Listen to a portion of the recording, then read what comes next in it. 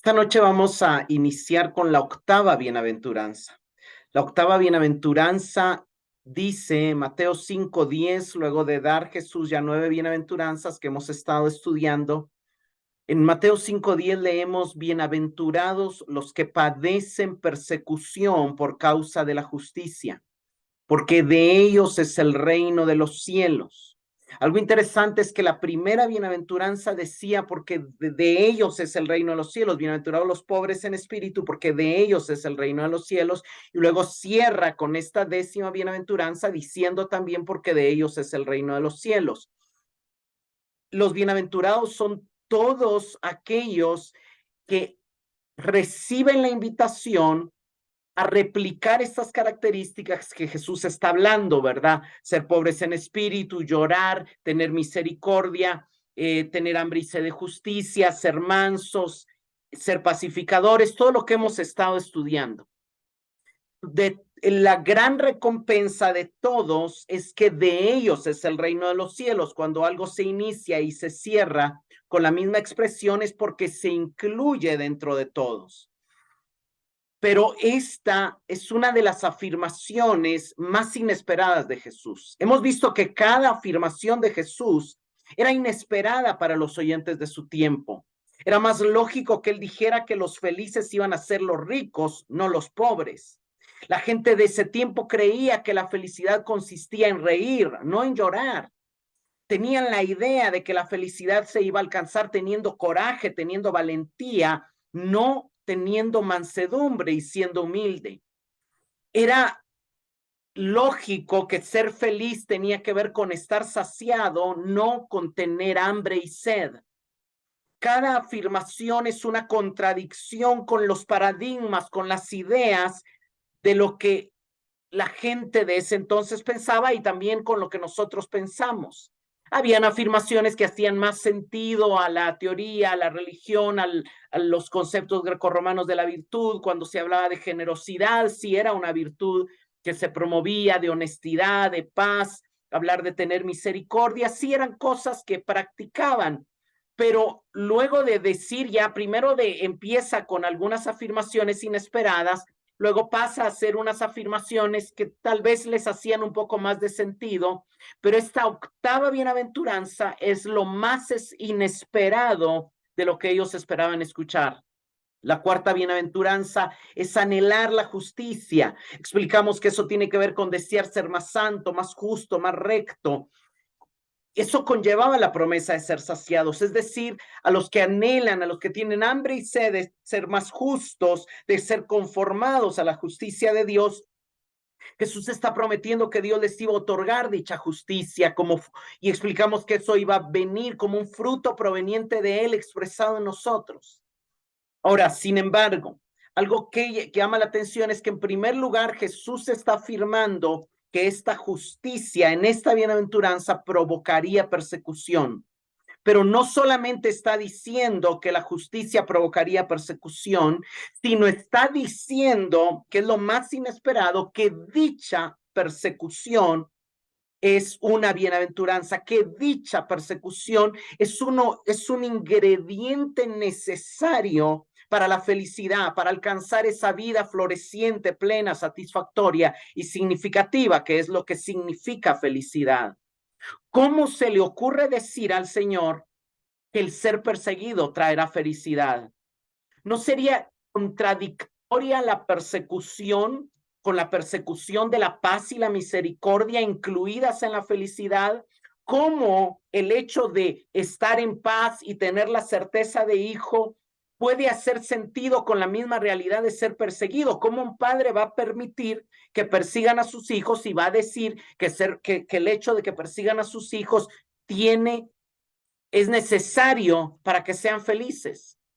Es una idea que realmente es chocante, fue chocante y sigue siendo chocante para nosotros. No debería de haber dicho Jesús que eran bienaventurados los que son librados de padecer persecución, en lugar de decir que son bienaventurados los que padecen persecución. Claro, la persecución había sido parte de la historia de la nación, pero realmente mucha de la historia de la nación era persecución de otras naciones para eliminar la noción del Dios verdadero.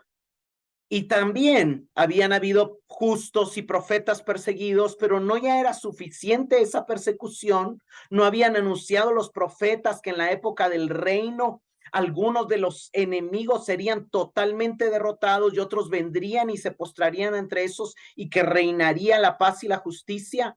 ¿Cómo puede estar diciendo Jesús que de los perseguidos es el reino de los cielos y cómo los profetas parecen anunciar que el reino es una época de paz, justicia, donde la persecución ya no parece tener sentido?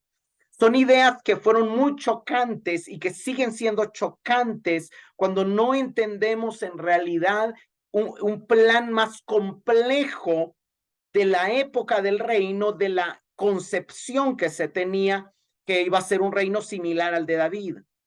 Sin embargo, aquí Jesús está haciendo una declaración que es muy importante entender.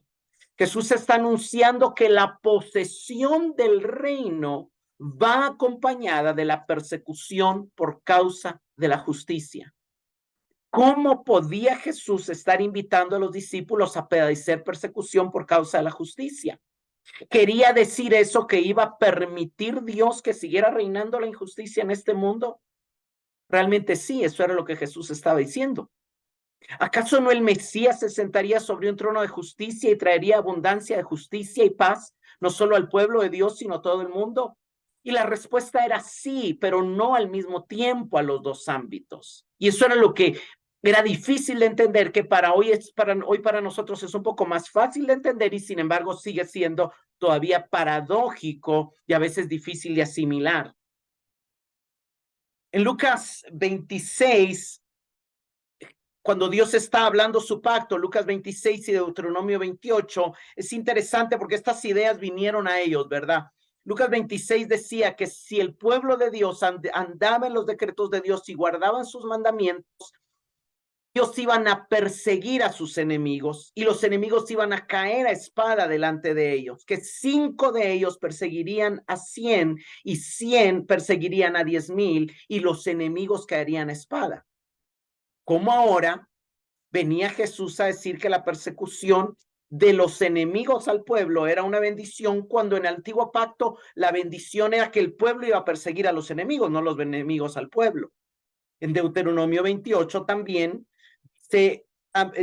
Moisés escribió que obviamente dictado por Dios, que si el pueblo oía la voz de Dios y guardaba sus mandamientos, en el verso 7, Jehová derrotaría a sus enemigos y los enemigos saldrían por un camino y por 7 caminos huirían de delante.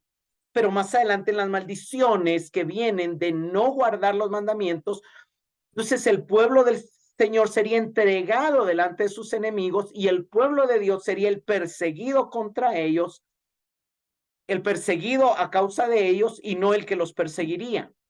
Es algo interesante porque Jesús está dando un cambio trascendente y está mostrando que, a diferencia de cómo en el antiguo pacto la desobediencia traía persecución, en el nuevo pacto la piedad trae persecución.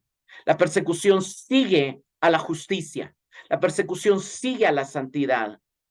Entonces, es muy importante aquí notar que la Biblia establece desde el antiguo pacto la primera verdad, la verdad que no se niega, y el principio que no se niega en los cambios de pacto, es que hay enemigos. O sea, lo que el antiguo pacto deja bien claro, y Levítico 26 y Deuteronomio 28 dejan bien claro, es que hay enemigos. Y lo que también ambos pactos dejan bien claro es que la bendición de Dios trae victoria sobre los enemigos. Eso sigue siendo una verdad, solo que la victoria que trae el nuevo pacto no es sobre todos los enemigos, sino sobre los enemigos espirituales principalmente. Y es una victoria interna, no una victoria política. En el antiguo pacto la victoria era política. El punto es que los enemigos en ambos pactos y en la verdad del mundo en el que vivimos son los que se oponen al plan de Dios. ¿Por qué los enemigos cambian y por qué la persecución se manifiesta de maneras diferentes en el primer pacto que en el nuevo pacto? Porque el plan de Dios en el primer pacto era diferente al plan de Dios en el nuevo pacto. El plan de Dios en el primer pacto era hacer de Israel una nación de reyes y sacerdotes que fuera luz a las naciones, y entonces los enemigos, que eran otras naciones que intentaban dañar la pureza del culto a Jehová, o destruir su templo o la nación, Dios iba a apoyar a la nación a vencerlos. ¿Qué pasó? Que no fueron los enemigos los que metieron, los que dañaron y los que contaminaron, sino fueron el mismo pueblo de Dios.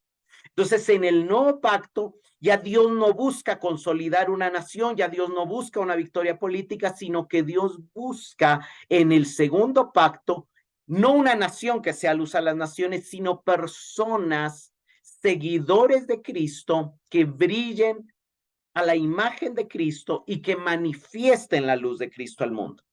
Ahora la persecución ya no es una maldición, sino es parte de la bienaventuranza, porque se convierte en un camino para salir de los pecados de orgullo y de justicia propia, que fue lo que impidió a Israel cumplir su papel. Dios está acercando y dice, ya no voy a tratar con una nación, voy a tratar con cada persona. Y así como los justos de Israel florecieron en medio de la persecución de sus mismos hermanos, mis justos en el nuevo pacto van a florecer en medio de la persecución del mundo y de los enemigos que los van a perseguir, que los vamos a ver en un instante. Esto es importante, hermanos, ver cómo en el antiguo pacto, José, que fue perseguido por sus hermanos, floreció y llegó a ser dichoso. David, que fue perseguido por Saúl, floreció y llegó a ser bienaventurado. Elías, que fue perseguido por Jezabel y Acab, floreció y llegó a mostrar el poder de Dios. Daniel, que fue perseguido por los babilonios, y los amigos de Daniel florecieron y dieron testimonio de Dios en medio de Babilonia, y todos los profetas fueron perseguidos a causa de la justicia, a causa de hacer ver el pecado, y algunos de ellos fueron martirizados, pero florecieron a los ojos de Dios porque ellos vieron a Dios, porque ellos disfrutaron de la tierra, porque ellos alcanzaron misericordia. Y entonces vemos cómo se une todas las bienaventuranzas con esta bienaventuranza y empieza a tener sentido cuando Jesús más adelante va a tomar a los profetas como ejemplo de la recompensa. Obviamente no vamos a entrar en detalle en eso porque hoy nos vamos a enfocar en la persecución por causa de la justicia, pero lo que quiero dejar bien claro es que Jesús no está negando las verdades afirmadas en el primer pacto, sino que está sacando a la luz las realidades del nuevo pacto que él está instaurando, que ya empiezan a tratar con lo que el primer pacto no trataba, la pecaminosidad humana dentro de cada integrante del pueblo de Dios y el camino necesario al florecimiento, a la bienaventuranza, a una vida plena, satisfactoria, significativa. Ahora, cabe notar que Jesús no está diciendo bienaventurados los que padecen persecución solamente. Jesús está aclarando que no son perseguidos, no son bienaventurados los que son perseguidos, porque usted puede ser perseguido por una deuda, usted puede ser perseguido por un acreedor, usted puede ser perseguido por un vengador. No, no, es los bienaventurados son los que por causa de anhelar, de buscar, de procurar la justicia, esa búsqueda de justicia les acarrea persecución. Ahora, ¿por qué esa persecución es parte de la felicidad? Porque está manifestando en ellos un cambio y está mostrando que ellos están empezando a nadar contra la corriente en un mundo gobernado por parámetros que promueven la injusticia. Y aquí tenemos que decir a qué justicia se pertenece Jesús, a la misma que habló en la bienaventuranza anterior. Y recordemos que era tener hambre y sed de justicia, era ese deseo insaciable por ser justo, por ser conformado a la voluntad de Dios, por cumplir la ley de Dios. ¿Qué significaba tener hambre y sed de justicia? Era hambre por la palabra de Dios, era hambre y sed de Dios mismo, era un clamor por ser libre de la esclavitud del pecado y es el deseo de amar más a Dios y al prójimo. Entonces, ¿qué perseguidos son los bienaventurados? En primer lugar, perseguidos que son bienaventurados son los que al buscar ser conformados con la voluntad de Dios chocan con lo que se opone a la voluntad de Dios. Y hermanos, lo primero que la Biblia nos dice que se opone a la voluntad de Dios es la carne. ¿Quiénes son los bienaventurados que son perseguidos? Los que al establecer como verdad en su vida, los que al establecer como regla de fe y práctica la palabra de Dios, chocan con un mundo que busca negar la verdad escritural como verdad fundamental, que de hecho niegan la verdad y la suplantan por relativismo. ¿Quién hace eso? El mundo. Pero también son perseguidos los bienaventurados que al buscar vivir en libertad, chocan en libertad de la esclavitud al mundo, al pecado, a los rudimentos, chocan contra los principados y potestades que gobiernan este mundo con principios que permiten al hombre existir sin tomar en cuenta a Dios. Y ahí podríamos llamarlo al diablo. Entonces, ¿de dónde viene la persecución si a los que provocan la justicia? Vamos a ver, la persecución viene de 3 factores, pero vamos a ver 4. La persecución viene, según la Escritura, del mundo, del enemigo, de la carne, pero en la Biblia vemos que muchas veces viene de la religión. Obviamente, la religión es cuando se mezcla con el mundo, con la carne y con el enemigo, pero lo vamos a ver como algo aparte porque es importante verlo. Entonces, quiero que empecemos viendo la persecución que viene del mundo. Empecemos con Romanos 12:14. Bendecid a los que os persiguen, bendecid y no maldigáis. Aquí vemos que Pablo está hablando de todo el evangelio de los capítulos 1 al 11 de Romanos. En el 12 él empieza diciendo, señores, por las misericordias que hemos entendido ya que recibimos de Dios, entreguemos nuestro cuerpo y empecemos a practicar el amor.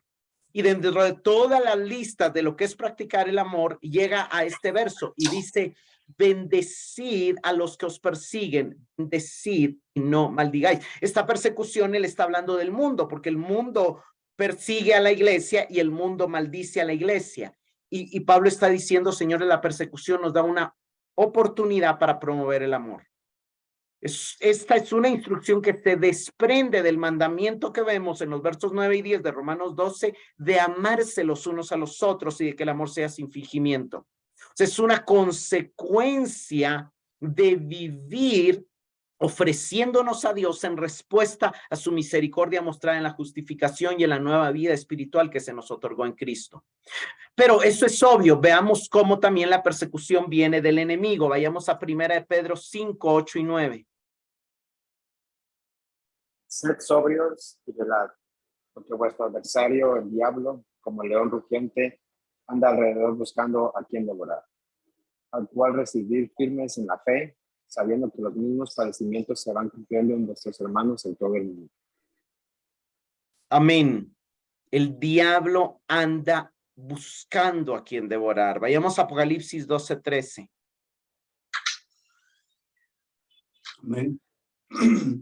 Y cuando vio el dragón que había sido arrojado a la tierra, persiguió a la mujer que había dado a luz al hijo varón. Vemos que el dragón, Apocalipsis nos explica que es la misma serpiente antigua y persiguió a la mujer, que es figura de la iglesia. También la persecución viene de la carne, y esto es muy importante, que tal vez a veces la que menos le ponemos atención. Vayamos a Gálatas 4:29. Pero como entonces el que era engendrado según la carne perseguía al que había nacido según el Espíritu, así también ahora. Así también ahora, en el nuevo pacto, la carne persigue al Espíritu. Eso es algo interno y eso es algo externo también. Vayamos a Gálatas 5:17. Porque el deseo de la carne es contra el espíritu y el del espíritu es contra la carne. Y estos se oponen entre sí para que no hagáis lo que quisierais. Veamos qué interesante. El deseo de la carne interno persigue la intención del Espíritu en nosotros. Recordemos que justicia es buscar la justicia, procurar la justicia es buscar ser conformados a la voluntad de Dios. ¿Qué es lo que procura nuestra carne? Ignorar la voluntad de Dios. Vemos a Romanos 8, 7 y 8.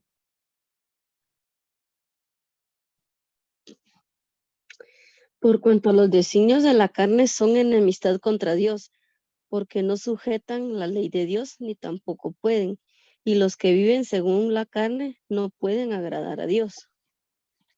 Los designios, las intenciones, las motivaciones de la carne se oponen a Dios, no se sujetan a la ley de Dios y no pueden hacerlo. Y no pueden agradar a Dios, no puede la carne vivir en justicia. Y de ahí se desprende, hermanos, que una de las cosas que debe de llamar nuestra atención y que debemos de entender que la mayoría de la persecución que vemos en el Nuevo Testamento vino de la misma religión, y no solo en el Antiguo Testamento. La persecución de los profetas vino del mismo pueblo, de la misma religión. Vayamos a Mateo 10, del 16 al 18. Los envío como ovejas en medio de lobos. Por tanto, sean astutos como serpientes y sencillos como palomas. Tengan cuidado con la gente. Los entregarán a los tribunales y los azotarán en las sinagogas. Por mi causa, los llevarán ante gobernadores y reyes para dar testimonio a ellos y a los gentiles. Vea qué interesante. En el contexto, Jesús está enviando en una primera misión a sus discípulos. No los está enviando a los gentiles, no los está enviando a los asirios, ni a los babilonios, ni a los romanos. Los está enviando a las ovejas de la casa de Israel.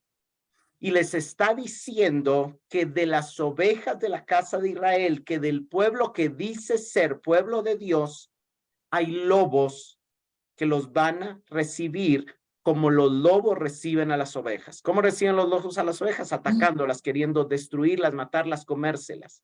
Entonces Jesús les está diciendo, no crean que porque a donde ustedes van, se dicen ser pueblo de Dios, si creen en Moisés, si creen en la ley y supuestamente aman a Dios y honran a Dios, ustedes no van a tener persecución. Tengan conciencia que ustedes van como ovejas en medio de lobos. Entonces, sean astutos y sean mansos, pero cuídense, porque estos hombres religiosos los van a entregar a los tribunales y en sus mismas sinagogas. ¿Quiénes dirigían las sinagogas? Los romanos, los centuriones, los españoles, no, los judíos eran los que dirigían las sinagogas, los escribas y los fariseos eran los que dirigían las sinagogas, los que conocían la ley de Dios. Y Jesús está anunciando cómo la sinagoga se iba a volver un lugar de persecución, donde iban a azotar a sus seguidores. Y hasta seréis llevados a gobernadores y reyes por mi causa, como un testimonio a ellos y luego a los gentiles. Obviamente ya está hablando hacia futuro. Vayamos a Juan 5, del 16 al 18. Y por esta causa los judíos perseguían a Jesús y procuraban matarle, porque hacía estas cosas en el día de reposo. Y Jesús les respondió, mi Padre hasta ahora trabaja y yo trabajo. Por esto los judíos aún más procuraban matarle, porque no solo quebrantaba el día de reposo, sino que también decía que Dios era su propio Padre, haciéndose igual a Dios. ¿Quién persiguió a Jesús? Los judíos. Los judíos perseguían a Jesús.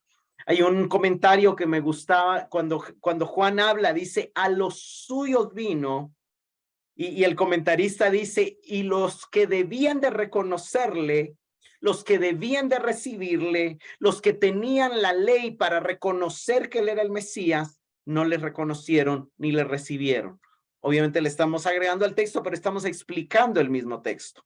Y nosotros vemos aquí que los judíos, los que conocían la ley, los que honraban a Dios, los que supuestamente adoraban al Padre, eran los que perseguían a Jesús y procuraban matarle. Hermanos, una de las persecuciones que se da por la justicia es la persecución de la misma religión, es la persecución de la salvación por obras a la salvación por gracia, es la persecución de los falsos creyentes, de los falsos adoradores de Dios, de los falsos religiosos a los verdaderos creyentes, a los verdaderos hijos de Dios.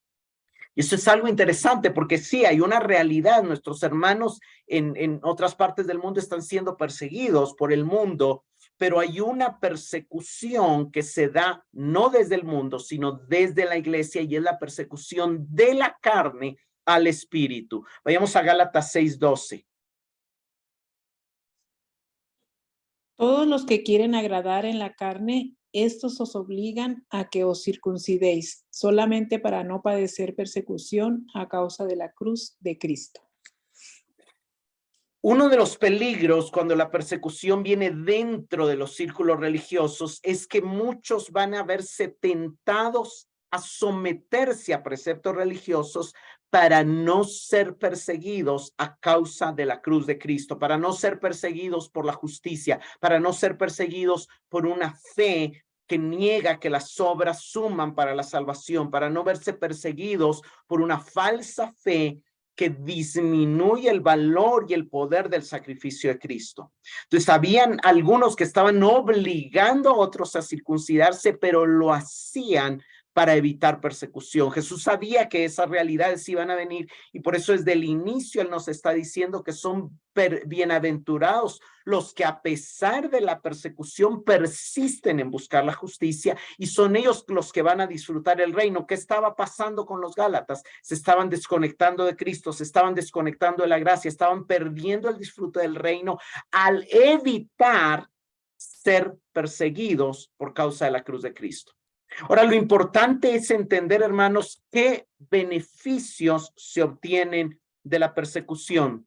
No vamos hoy a completar de alguna manera la riqueza que hay en este tema de la persecución, pero vamos a empezar a ver algunos de los beneficios y la otra semana vamos a ver por qué el disfrute del reino está conectado a la persecución y lo importante del sufrimiento, del padecimiento, del compartir los padecimientos y la persecución con Cristo. Pero empecemos hoy viendo algunos de los beneficios que se obtienen de la persecución. El primero que vemos es que la persecución nos da la oportunidad de testificar. Empecemos con, vayamos a 1 de Pedro 3, del 13 al 15.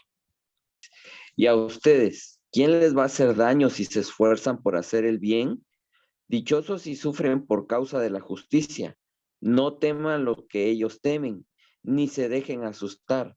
Más bien honren en su corazón a Cristo como Señor. Estén siempre preparados para responder a todo lo que les pida, a todo el que les pida razón de la esperanza que hay en ustedes. Si padecen por causa de la justicia, son bienaventurados, dice Pedro. Pero si esto está sucediendo, no les tengan miedo a los que los persiguen, sino santifiquen, adoren, glorifiquen al Señor en sus corazones y prepárense, porque va a haber un momento donde los que los persiguen, aunque ustedes están haciendo el bien, les van a hacer preguntas. Y entonces estén preparados para responder dándole razón de por qué ustedes sufren la persecución con mansedumbre, con humildad, con misericordia, con buscando la paz. Porque ustedes tienen una esperanza que ellos no tienen, la esperanza de la recompensa en los cielos, la esperanza de la vida eterna, la esperanza de ver, de recibir de los cielos a su Hijo, la esperanza de reinar con Cristo, la esperanza de participar del reino eterno, del reino milenial, pero desde ya la esperanza de disfrutar actualmente del reino. Pero estén preparados para predicar ese evangelio y sepan que la persecución va a abrir puertas de oportunidad para que ustedes den testimonio. Pero eso sí, tengan buena conciencia para que los calumnian sean avergonzados al ver vuestra buena conducta en Cristo, dice el verso 16. Entonces, Pedro nos está enseñando que la persecución abre una puerta para testificar y anunciar la esperanza que tenemos como cristianos y hermanos, y eso nos invita a estar conscientes de cuál es nuestra esperanza, de hacia dónde está apuntando nuestra vida, hacia dónde está nuestro enfoque, cuál es la meta nuestra como creyentes. Vamos a Mateo 10, 19 y 20.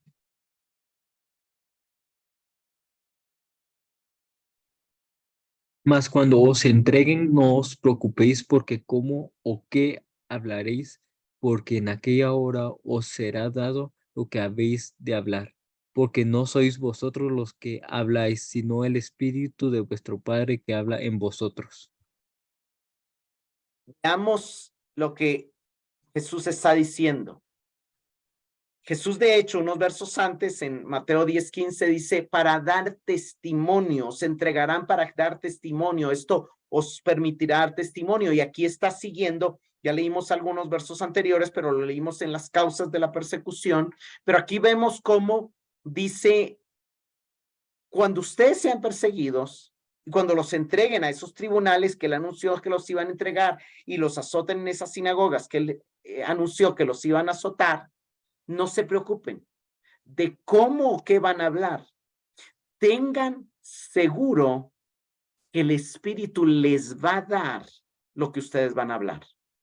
Porque no van a ser ustedes los que van a hablar, sino que el Espíritu de vuestro Padre hablará en ustedes. Entonces, es algo impresionante ver cómo el Señor está diciendo que no solamente la persecución nos va a dar oportunidad de testificar, sino nos va a dar oportunidad de que el Espíritu de Dios hable a través de nuestra boca. Nos va a dar la oportunidad de ser portavoces, de ser una voz profética al mundo, a la religión, a los falsos creyentes en medio de la persecución.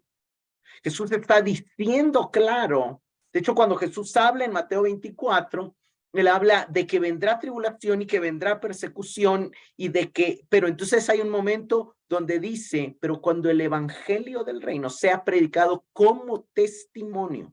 Y miren, hermanos, la predicación da la oportunidad para que el evangelio sea predicado como testimonio. ¿Por qué? Porque la resistencia, porque la fe, porque la capacidad de ver la realidad eterna, de valorar más la salvación que el sufrimiento, que la tortura, que el ataque, es un mensaje que pesa más que solamente las palabras, Dios quiere salvarte, Dios te ama, Dios murió por ti. Pesa más, o sea, es una fe evidente.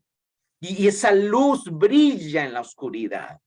Ese es el primer beneficio, la primera bendición que acompaña a la persecución. Pero la segunda bendición que acompaña a la persecución es que la persecución nos acerca a Dios. La persecución nos aleja del mundo, nos aleja de los distractores y nos acerca a Dios. Vayamos a 1 Pedro 3, 17 y 18. Porque mejor es que padezcáis haciendo el bien, si la voluntad de Dios así lo quiere, que haciendo el mal. Porque también Cristo padeció una sola vez por los pecados, el justo por los injustos, para llevarnos a Dios, siendo a la verdad muerto en la carne, pero vivificado en espíritu.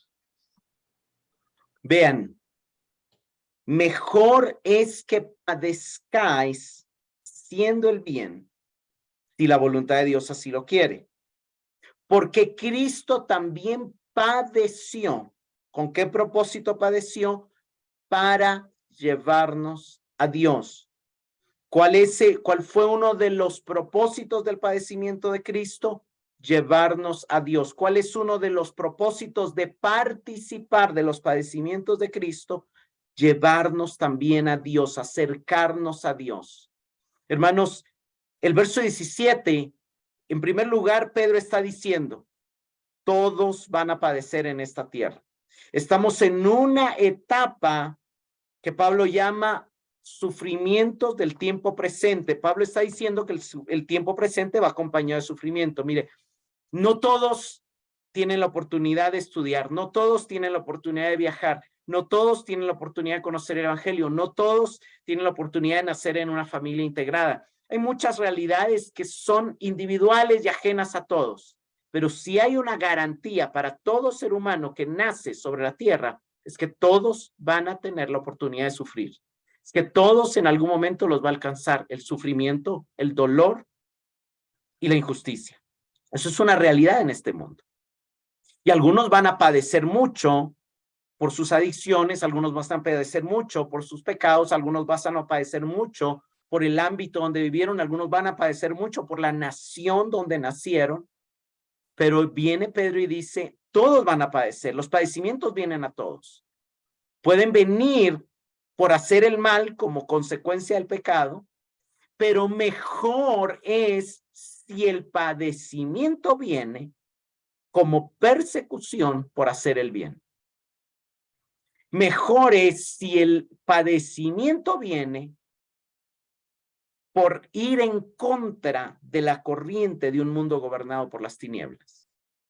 Cristo padeció también, y padeció porque él no se sometió ni al diablo, ni al mundo, ni a la carne, sino al Padre. Y la ventaja es que su padecimiento nos llevó a Dios, pero también lo mantenía conectado con el Padre, y también le dio un nombre sobre todo nombre, y también lo exaltó y lo glorificó. Entonces, si el padecimiento de Cristo nos acerca a Dios, también nuestro propio padecimiento y nuestra propia persecución nos ayuda a acercarnos más a Dios. Si somos nacidos de nuevo, ¿verdad? Porque a algunos los va a endurecer y los va a alejar y los va a definir. Pero entonces ahí es donde Pedro dice, bueno, es que hayan divisiones, porque ahí se manifiestan los que no son aprobados. Ahí es donde Juan dice, salieron de nosotros porque no eran de nosotros, porque si hubiesen sido, hubiesen permanecido. Ahí es donde Jesús dice, esta semilla no tenía raíz. Parecía que había engendrado, pero no era buena tierra. Y entonces la persecución hizo que muriera. No había una fe verdadera, no hubo un entendimiento genuino. Pero para el creyente genuino, la persecución lo acerca más a Dios.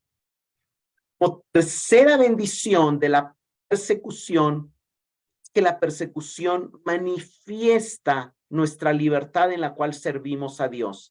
Vayamos a 1 de Pedro 2, del 15 al 16. Porque esta es la voluntad de Dios, que haciendo bien, hagáis callar la ignorancia de los hombres insensatos, como libres, pero no como los que tienen la libertad como pretexto para hacer lo malo, sino como siervo de Dios. Vemos que hay algo interesante. Pedro dice, la voluntad de Dios es que haciendo el bien, haciendo la justicia, procurando la justicia, van a recibir persecución, pero pero la persecución va a manifestar dos cosas de ustedes, que son libres y que son siervos de Dios. Entonces, la persecución por hacer el bien va a mostrar que ustedes tienen una libertad que no los esclaviza al pecado, que no los esclaviza a los principados y a las potestades, que no los esclaviza al mundo, que no los esclaviza al enemigo que otros no tienen. ¿Qué me recuerda la persecución? Que yo ya no soy esclavo. ¿Qué me recuerda la persecución? Que el enemigo me quiere volver a esclavizar, que la carne me quiere volver a esclavizar, que el mundo me quiere volver a esclavizar, pero si soy perseguido es porque soy libre. Entonces, la persecución está manifestando la realidad de mi libertad. ¿Qué me recuerda la persecución? Que yo ya no sirvo al mundo, que yo ya no sirvo al diablo, que yo ya no sirvo al pecado, que yo soy siervo de Dios, que yo soy siervo de un Dios viviendo en un mundo que se opone a Dios y por eso soy perseguido. Entonces, la persecución está como la bienaventuranza anterior afirmando mi identidad como hijo. Por eso las bienaventuranzas están encajadas. La persecución afirma mi identidad como hijo, afirma mi posición como libre, afirma mi vocación como siervo de Dios. Esa es una bendición, hermanos. Y como cuarta bendición, vemos que la persecución también es aprobada delante de Dios porque evidencia que estamos siguiendo a Cristo. Vamos a 1 de Pedro 2, del 18 al 25. 1 de Pedro 2, 18 al 25. Criados, está sujeto con todo respeto a vuestros amos, no solamente a los buenos y afables, sino también a los difíciles de soportar. Porque esto merece aprobación. Si alguno causa de la conciencia delante de Dios sufre molestia padeciendo injustamente, pues, ¿qué gloria es? Si pecando sois abofeteados y lo soportáis, mas si haciendo lo bueno sufrís y lo soportáis, esto ciertamente es aprobado delante de Dios. Pues para esto fuisteis llamados, porque también Cristo padeció por nosotros, dejándonos ejemplo, para que sigáis sus pisadas, el cual no hizo pecado, ni se halló engaño en su boca, que cuando le maldecían, no respondía con maldición. Cuando padecía, no amenazaba, sino encomendaba la causa al que juzgaba justamente, quien llevó él mismo nuestros pecados en su cuerpo sobre el madero, para que nosotros, estando muertos a los pecados, vivamos a la justicia, y cuya herida fuisteis sanados. Porque vosotros erais como ovejas descarriadas, pero ahora habéis vuelto al pastor y obispo de nuestras almas. Bien, hermanos, yo sé que el pasaje es algo largo, lo ideal sería que lo tuvieran ahí, que lo fueran siguiendo, pero Pedro, la segunda carta, toda la primera carta de Pedro y también la segunda habla un poco de la realidad de la persecución, ¿verdad? Ya la persecución estaba iniciando y la iglesia iba a durar durante 300 años, un poco más, luego se iba a disminuir y durante toda la historia de la iglesia ha habido persecución y la sigue habiendo. Él está hablando a los criados, pero digamos ahora se podría aplicar a nosotros como empleados y está diciendo, en todo respeten a sus amos, aunque algunos de ellos sean injustos. Pero si ustedes también aún a los injustos los soportan, esto merece aprobación, dice el 19, porque si alguno a causa de la conciencia delante de Dios sufre molestias padeciendo injustamente, o sea, es perseguido por la injusticia, porque él busca la justicia, entonces, ¿qué gloria es si pecando sois abofeteados? Ninguna. Pero si haciendo lo bueno sufrís y lo soportáis, esto es aprobado delante de Dios. O sea, Pedro nos está diciendo que la persecución por la justicia, Dios la aprueba. Y más, Pedro se pasa todavía, nos dice algo que no es grato para nuestros oídos, dice, para esto fuisteis llamados. Él está recordando la bienaventuranza por Jesús. Y aquí quiero que pongan atención en el verso 21. Fuimos llamados para sufrir haciendo lo bueno. Fuimos llamados para ser perseguidos buscando la justicia. ¿Por qué? Porque Cristo padeció por nosotros. ¿Sabe qué le quisieran agregar muchos ahí a ese versículo? Y sabe cómo muchos tuercen la escritura. Toman esa frase, Cristo padeció por nosotros, y ahí concluyen y la sacan de su contexto y dicen, ya Cristo murió, tú no tienes que sufrir. Ya Cristo se hizo pobre, a ti te toca ser rico. Ya Cristo sufrió, tú no vas a sufrir. Ya Cristo padeció para que tú no padezcas. No, la escritura no dice eso. La escritura dice, Cristo padeció por nosotros, dejándonos ejemplo para que sigamos sus pisadas. La escritura no dice, Cristo sufrió para que ya no sufriamos. No, Cristo sufrió para que tengamos el ejemplo de él y sigamos sus pisadas de sufrir haciendo lo bueno. Cristo nunca dijo, señores, yo llevo la cruz y a ustedes no les toca llevar ninguna cruz. Cristo dijo, el que quiera seguirme, tome también su cruz, así como yo tomo la mía, y sígame. Entonces, una de las distorsiones del evangelio de la prosperidad es que niegan que la cruz de Cristo es un ejemplo para que nosotros también llevemos nuestra cruz. El verdadero evangelio nos anuncia que Cristo llevó la cruz para que nosotros también llevemos la cruz, que Cristo padeció dándonos ejemplo, mostrándonos que también fuimos llamados no solamente para creer en él, sino como dice otro pasaje, para sufrir con él o para sufrir con él, para participar de sus padecimientos. Sí, él sufrió llevando nuestros pecados en el madero, dice el verso 24, pero luego dice para que nosotros vivamos a la justicia, teniendo claro que esa justicia va a traer persecución. ¿Por qué Cristo nos salvó?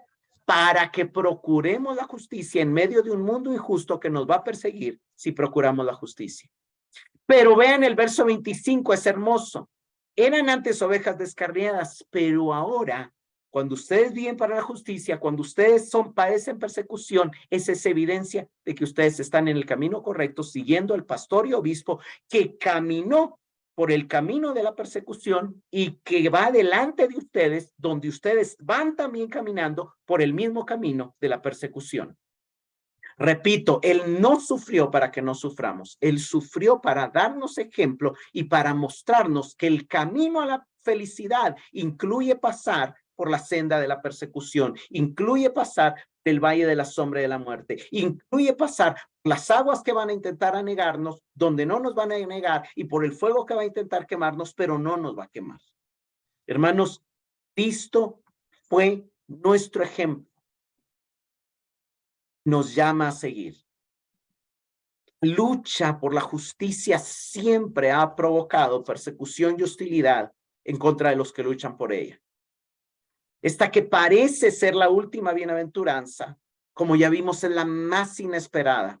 Bienaventurados los que sufren y son perseguidos por causa de la justicia. Habrá peor sufrimiento que ser atacado y calumniado y expulsado de la comunidad, precisamente cuando uno es inocente, fiel y vive conforme a la justicia de Dios. No parece haber peor sufrimiento, y sin embargo Jesús dice que esto es parte de la verdadera felicidad, que es uno de los factores necesarios para alcanzar una vida satisfactoria y significativa, y nos lo muestra con su ejemplo y nos muestra que es un distintivo de estar en el reino, porque estar en el reino es estar en un gobierno diferente al gobierno de este mundo.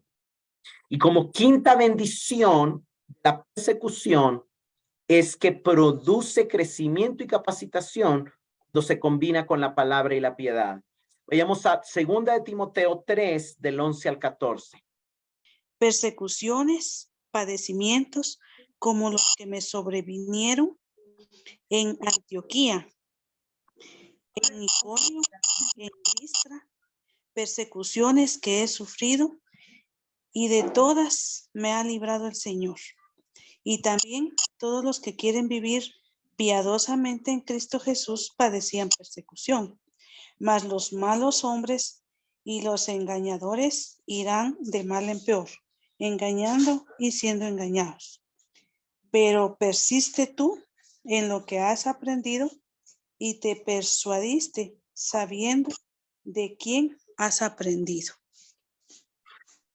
Hermanos, todos sabemos casi de memoria y hemos oído el final de este capítulo, donde habla de que toda la escritura es inspirada por Dios, útil para enseñar, para reprender, corregir, instruir en justicia, y para que el hombre de Dios esté completamente preparado. Y hablamos mucho de que es la escritura las que nos prepara completamente, pero el contexto suma la persecución a la escritura.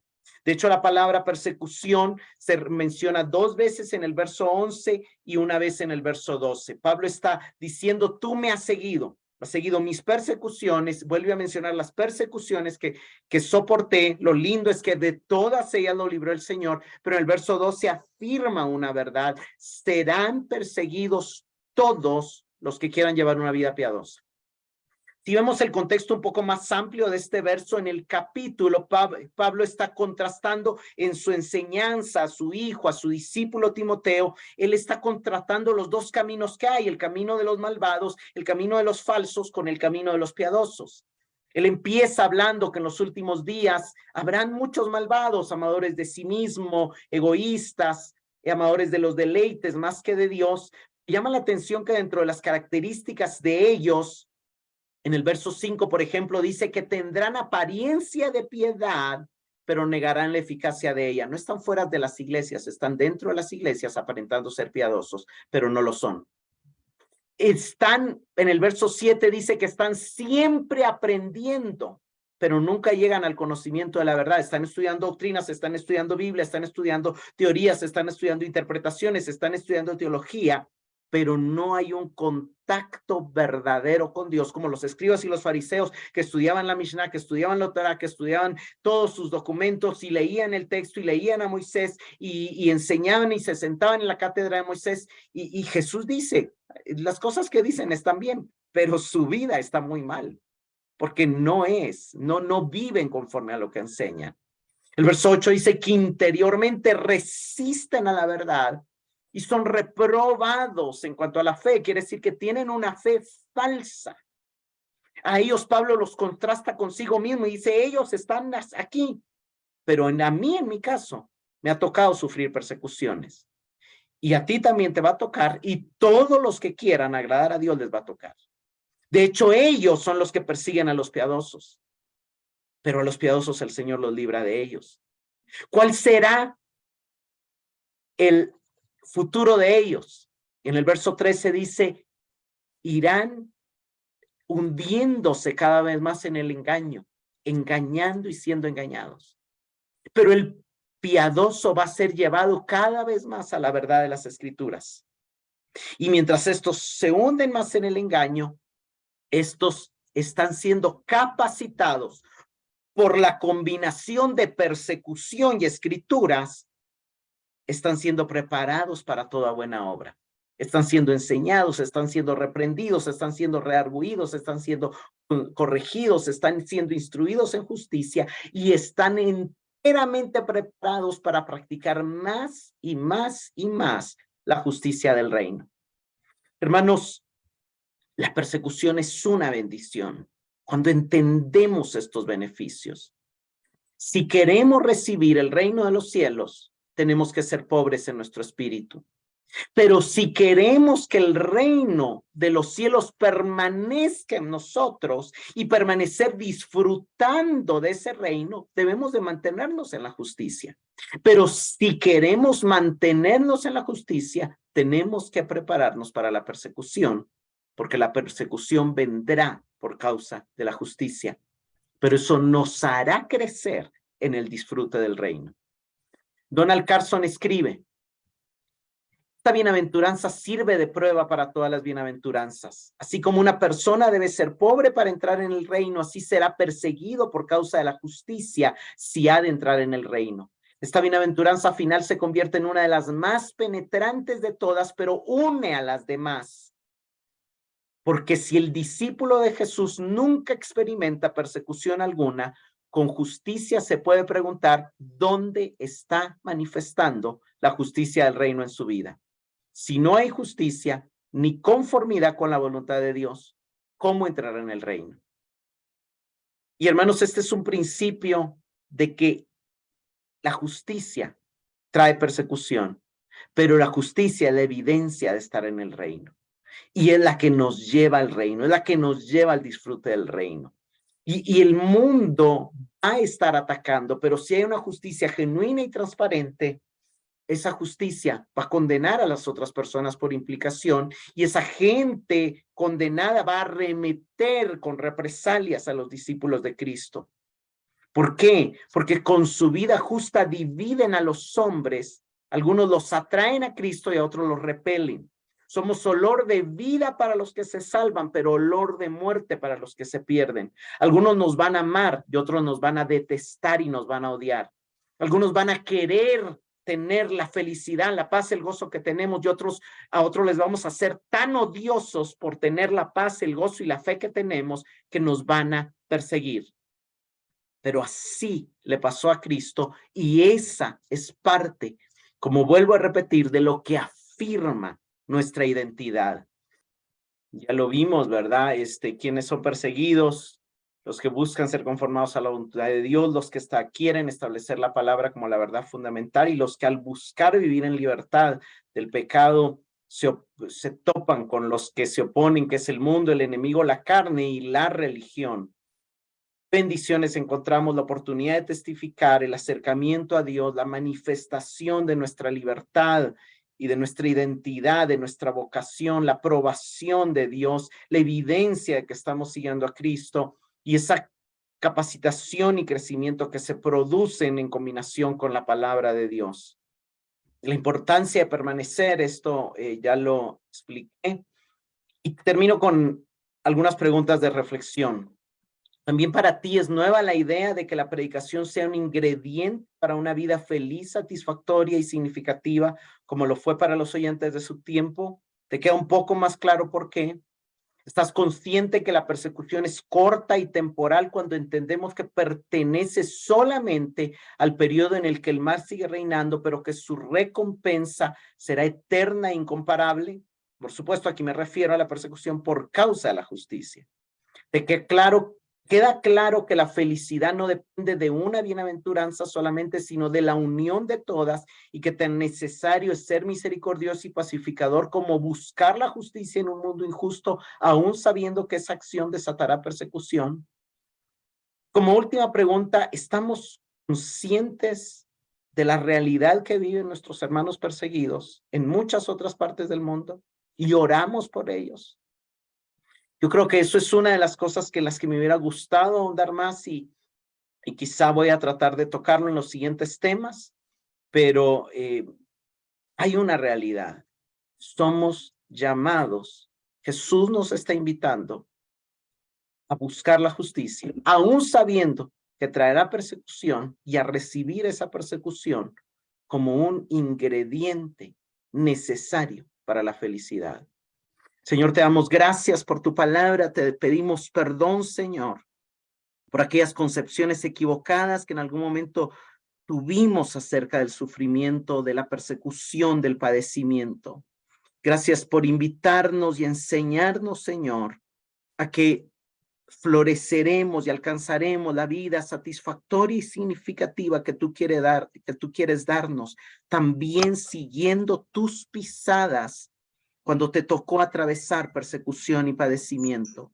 Señor, que cuando venga la persecución y el padecimiento podamos comprender que eres tú, Señor, trayendo reino, que podamos comprender cuando venga la persecución y el padecimiento, que tú nos estás dando oportunidad de ser luz, que tú estás afirmando nuestra identidad en ti, que tú nos estás llamando a seguir tus pisadas, que tú nunca nos llamaste a que no llevaríamos también una cruz, la más grande, la que no podíamos llevar, la llevaste tú, pero nos asignaste una que sí podemos llevar, una que es parte del yugo fácil y de la carga ligera, una en la cual tú nos fortaleces para llevarla juntamente contigo, y una que la llevamos también para glorificarte y también por la cual tú nos recompensarás.